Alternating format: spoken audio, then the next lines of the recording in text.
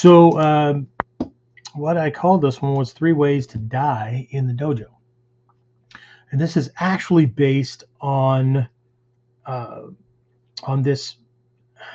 I called it a saying, but it's a reminder. It is a constant reminder um, that comes out quite a bit in Ishizu Sensei's dojo, uh, Ishizuka Soke dojo, right? Um, and that is every time you come to the dojo, every time you come to class, you risk dying. Um, it's probably why the classes are smaller there. So I'm going to come back to that one because that's actually going to be the primary focus for this episode. But what I have found over the years, and it's I don't know, I think I like most people went through phases, and what I mean by that is we could repeat uh, often jokingly, right, what certain teachers say all the time. Right? Um, but I started taking these things to heart and recognizing uh, them for what they are. Okay?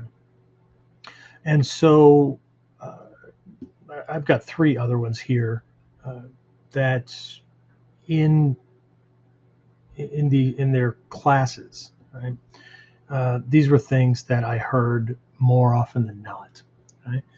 And again, I had to, they went from being this thing, right, that the teacher says consistently enough that, right, it sticks, to taking it at face value, right, the omote, right, the face value, the frontal, obvious side of things, and then uh, flipping it, right, and or not, maybe not flipping it, but going deeper into it, right, asking the question, is there more to this than what it looks like?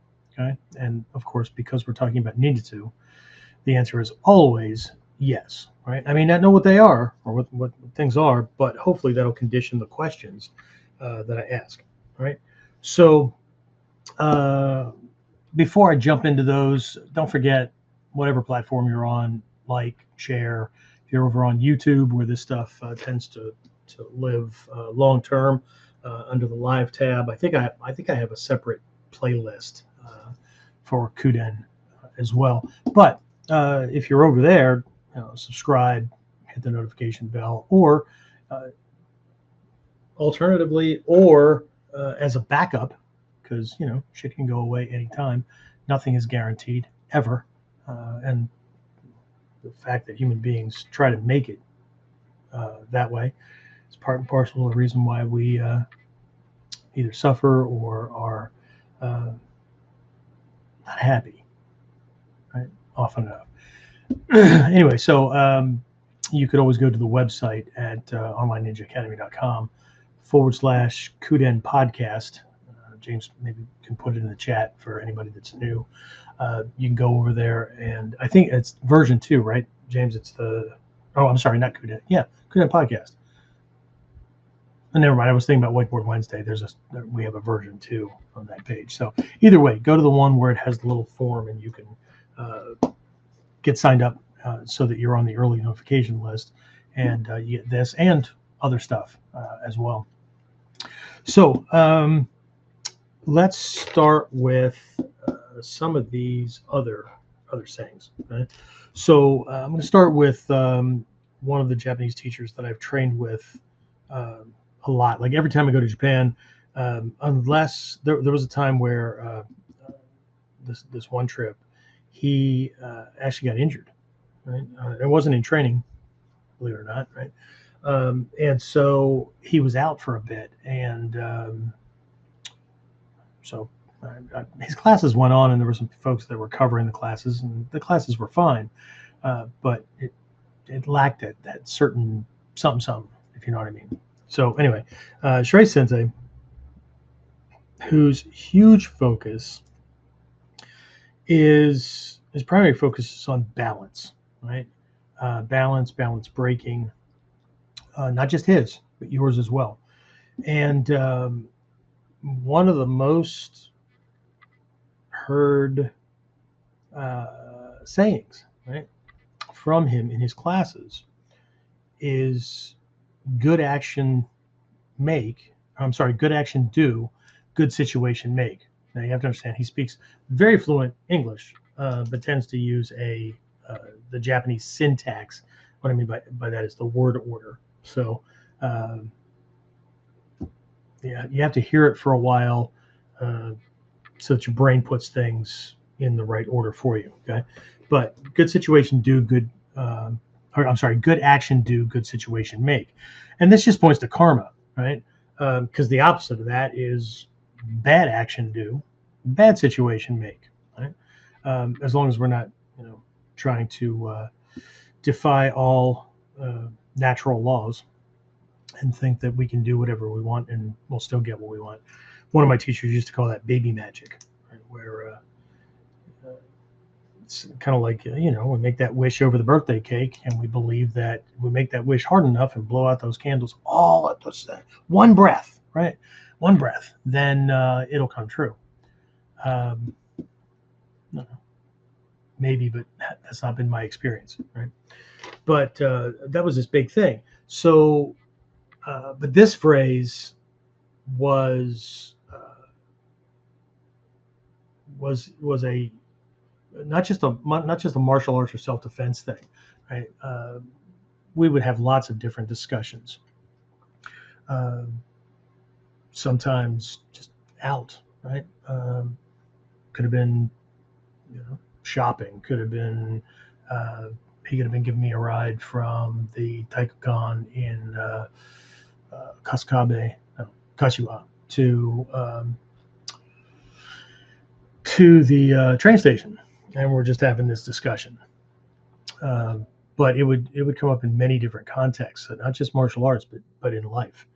Um, and so that was a huge one, right? So this good action do, good situation make. This requires a whole bunch of assessment and those kind of things.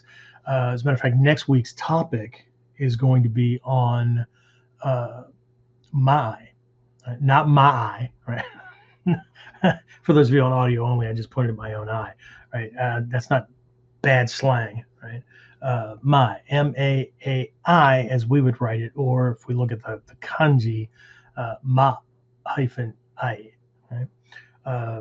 And so this typically will have to do with distance and things like that. It's related to the kuraidori, uh, catching space, proper positioning, those kind of things in the Koto school.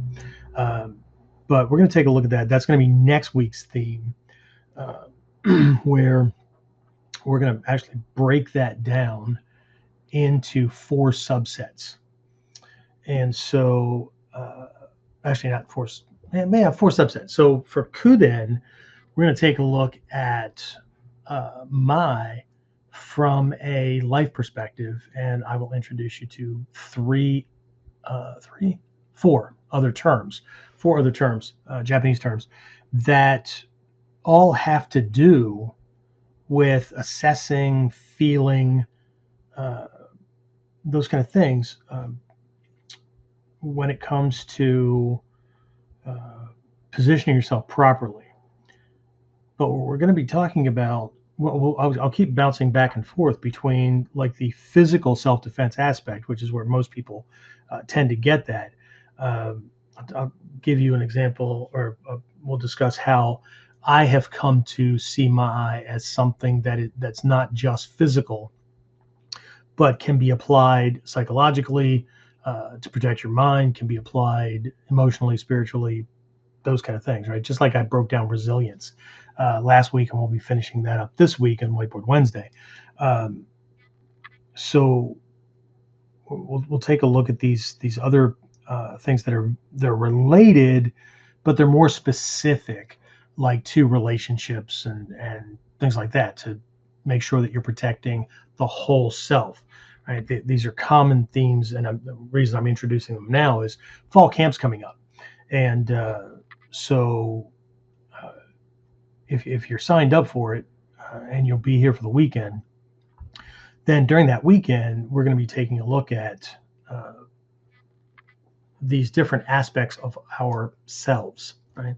So for every technique that I teach, the breakout instructors can do, they're doing their own thing.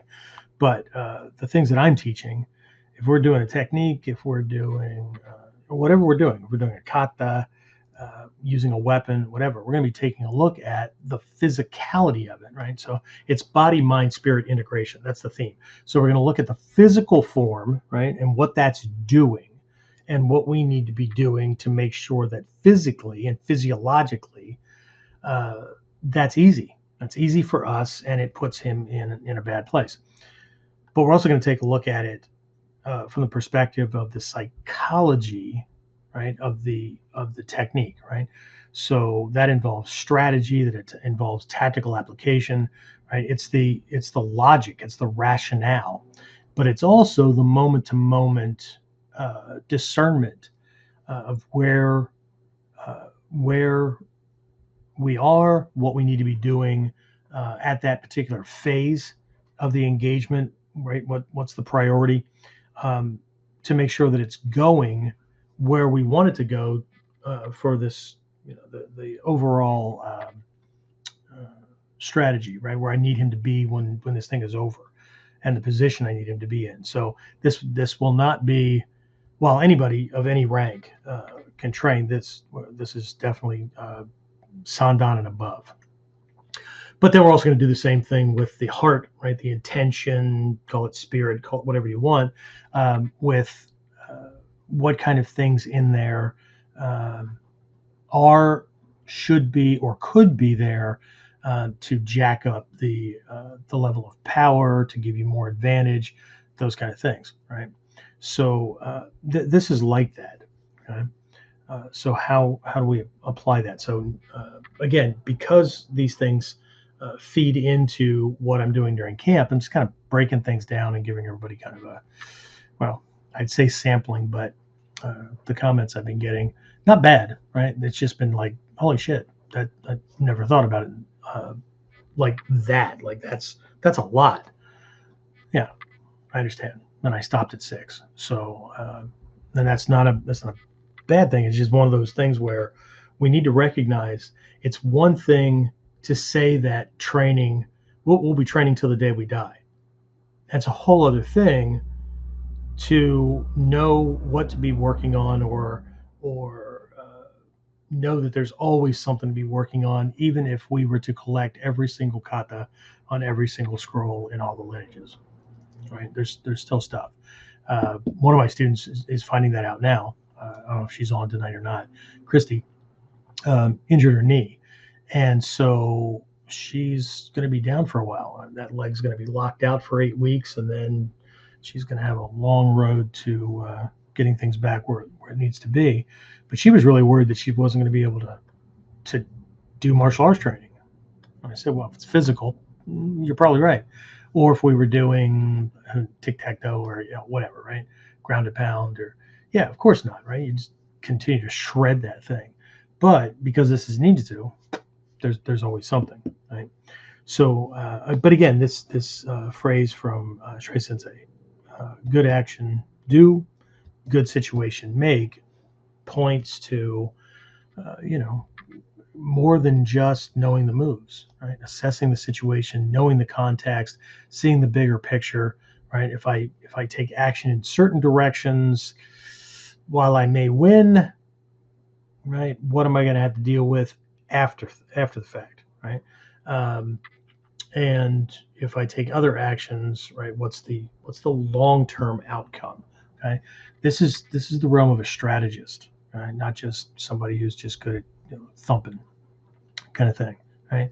And I know I've heard the cliches, right? Rather be tried by 12 than carried by 6, and blah blah blah. Okay, so it goes well beyond that.